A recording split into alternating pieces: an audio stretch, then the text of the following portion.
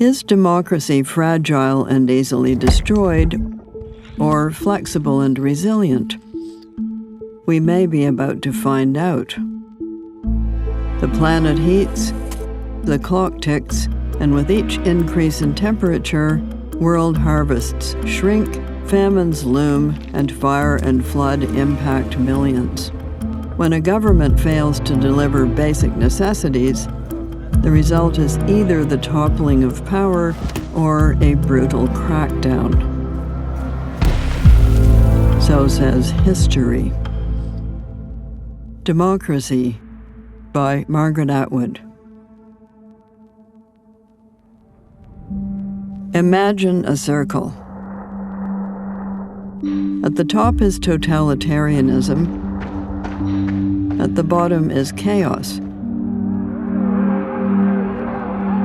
Dictators rule totalitarianisms, and gangs, mobs, and the war of each against all thrive in chaos.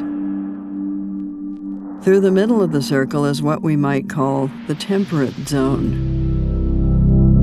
It respects the concept that those ruled ought to have a say in their rulers, or no taxation without representation, that rulers should be accountable to rule of law, that the judiciary, those interpreting and implementing the laws, should not be controlled by a dictator, and that freedom of religion, freedom to debate, and freedom of peaceful assembly are sacrosanct.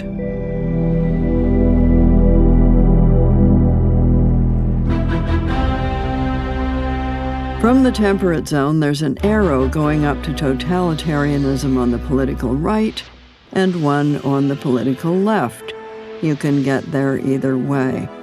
Hitler was elected to begin with. The USSR began with communitarian communism, but ended with the dictatorships of Stalin and his successors. There are also two arrows going down towards chaos, on left and right. Upset the balance of the temperate zone, find yourself in a civil war, witness a breakdown of the institutions that keep things running, the supply chain, the tax department, health care, the schools, and chaos will be the result. From chaos, there are two big arrows going all the way up to dictatorship, one on the right and one on the left, because when things get too chaotic and no democratic institutions work any longer, people will accept the abolishment of their former rights just so they can live and eat. The conditions leading to the appointment of Julius Caesar as dictator in ancient Rome are instructive. Too much civil war, followed by more civil war once he was assassinated. Which is why both the extreme right and the extreme left try to create as much chaos as possible. It gives them a better shot at a dictatorship. They say things like, burn it all down, and only I can fix it. Each has an ingrained contempt for ordinary people, useful idiots, sheep, parasites, and so forth, a firm belief in their own divine right to rule, only they are pure, true, just, and good, and each proceeds to purge any enemies from the other side, as well as any lukewarm slackers or potential rivals from their own side. How close are we to the great big arrows? Depends where you live. If in Canada, not very close. The zeal for dictatorship doesn't seem strong at the moment. In the United States, too close. The extremist right already has a plan to make Donald Trump dictator for life, and it includes widespread purges and the bringing of all branches of government under the direct control of the president. This is to be done in the name of an Orban-like faux Christian ideology, which bears as much relation to the core tenets of Christianity as gravel does to breakfast.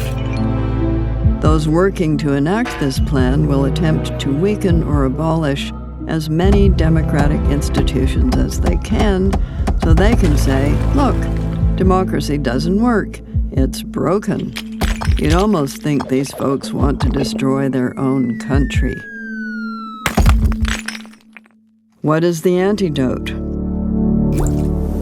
Educate people about the hazards, strengthen essential democratic institutions, diminish the possibility for chaos by combating the effects of climate change and enabling a more widespread material prosperity.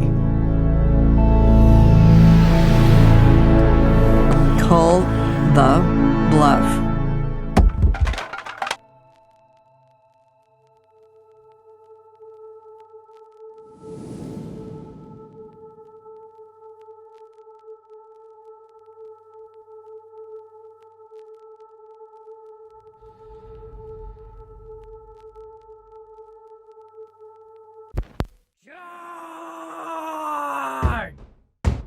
Oh.